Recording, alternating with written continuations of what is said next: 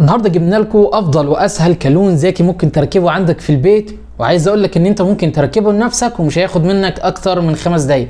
الكالون الذكي اللي معانا النهارده من شركه زيم سمارت، وعايز اقول لك برضو ان انت ممكن تتحكم فيه من خلال الموبايل، تقدر تفتحه عن طريق بصمه، عن طريق المفتاح، وعن طريق الكروت اللي جايه معاه.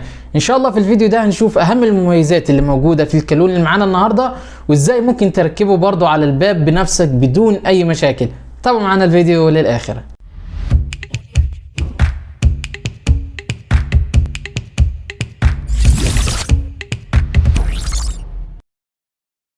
اهلا بيكم. هنعمل دلوقتي انبوكسنج كده سريع للكالون اللي معانا النهارده من شركه زيم سمارت كيليس سمارت كالندر.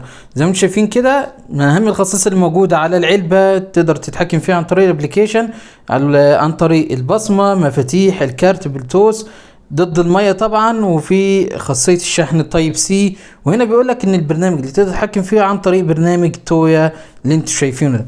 هنفتح كده العلبه بشكل سريع ونشوف بيجي فيها ايه. اول حاجه هتظهر معانا هنا دليل المستخدم، وهو مهم جدا زي ما انتم شايفين، لازم تقراه كويس طبعا قبل ما تركبه علشان نشوف ازاي ممكن نستخدمه. بعد كده هيظهر معانا القفل بالشكل ده، هنرجع له دلوقتي. بعد كده دي الكروت علشان نقدر نفتح بيها برضو. وبعد كده هيظهر معانا هنا اول حاجه مفتاحين الان كي، مفتاح صليبه زي ما انتم شايفين كده، ده كله عشان هنحتاجهم في التركيب دلوقتي، هنشوفهم مع بعض. وبعد كده ده هيظهر معانا المفاتيح ديت، مفتاحين علشان لو البطاريه خلصت مثلا لا قدر الله تقدر تفتح الكالون من خلال المفاتيح دي. لو جينا بصينا هنا كده على الكالون فشكله بسيط جدا زي ما انتم شايفين كده، وعباره فكرته عن القلب ده، نفس القلب اللي موجود في الباب بنشيله بنركب القلب ده او الكالون ده بشكل كامل. طبعا دي القطعه او الجزء ده اللي بيكون جوه من الناحيه اللي جوه، وديت اللي بتكون من بره. من بره هنا هيظهر معانا مكان البصمه زي ما انتم شايفين، وهنا مكان تقدر تستخدم منه الكارت زي ما انتم شايفين كده. طبعا تقدر تظبط الاعدادات دي كلها من خلال الابلكيشن اللي هو تويا. طيب عشان نقدر ندخل على الكالون ده بشكل افضل، طبعا بتيجي معاها القطعه ديت، نلزقها هنا كده ونبدأ نلف. يظهر معانا الغطاء اللي انتم شايفينه ده. اولا كده هيظهر معانا هنا منفذ الشحن التايب سي، علشان لو البطارية خلصت تقدر تتحكم في الكالون ده من خلال التايب سي. وهنا برضو معانا المفتاح عشان لو البصمة ما اشتغلتش او الكارت او حصل اي مشكلة تقدر تفتحه من خلال المفتاح اللي انتم شايفينه ده. ده المكان اللي بنقدر نركب فيه البطارية زي ما انتم شايفين. دي البطارية سي ار 123 اي. هنبدأ نفتحها كده وتظهر معانا البطارية. ده شكل البطارية زي ما انتم ملاحظين كده، الموديل بتاعها سي ار 123 اي 3 فولت. طبعا نبدأ نركبها هنا كده ونقفل تاني، وهنروح دلوقتي نبدأ نركب الكالون دوت في الباب. طريقته بسيطة جدا وهنشوفها دلوقتي، مش هيستغرق معانا بالظبط 5 دقايق. اول خطوة في التركيب هنحتاج نفك القطعة ديت علشان نركبها في الباب. هنجيب طبعا مفتاح الالان كي بتاعها بالشكل ده كده، ونبدأ نفك المسمار اللي هنا.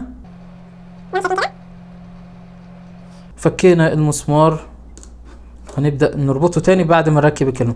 كده بقى جاهز دلوقتي للتركيب. هنروح للباب وهنشوف ازاي نركبه على الباب دلوقتي. لو جينا على الكالون بتاع الباب، كل اللي هنحتاجه هنطلع القلب القديم ده. هنطلعه ازاي؟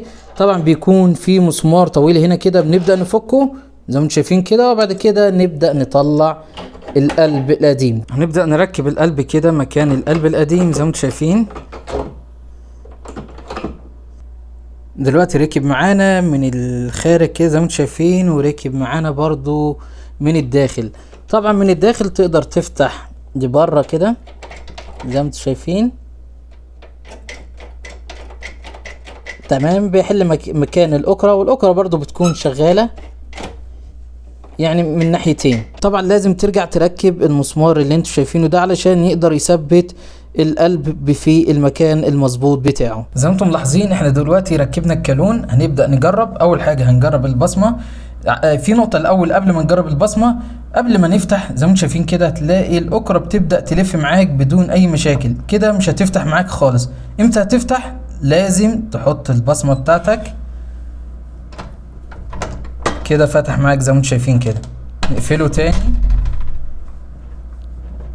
زي ما انتم شايفين. يبدأ يلف معاك علشان انت مش حاطط البصمة. تحط البصمة ينور معاك بالاخضر، يبقى كده قبل البصمة يفتح معاك. خدت بالكم من النقطة ديت؟ نفس الكلام برضو يمشي على الكارت. كده فتح معانا الكارت زي ما انتم شايفين. نقفل تاني. استخدامه سهل جدا. هنروح دلوقتي لموبايل ونشوف ازاي ممكن نعمل الاعدادات بتاعة البصمة ونعمل الاعدادات بتاعة الكارت ده برضو. دلوقتي يا جماعة احنا نزلنا برنامج تويا زي ما انتم شايفينه، وسجلنا الدخول باليوزر نيم بتاعنا. هنعمل دلوقتي ان احنا نضيف الكالون على برنامج تويا. هندوس على علامة البلس اللي موجودة فوق ديت وندوس ادفايس. دلوقتي ظهر معانا الكالون زي ما انتم شايفين كده. لو ما ظهرش معاك هتدوس على اي زرار او زرار البصمة اللي موجود في الكالون، وبعد كده ندوس اد هنا.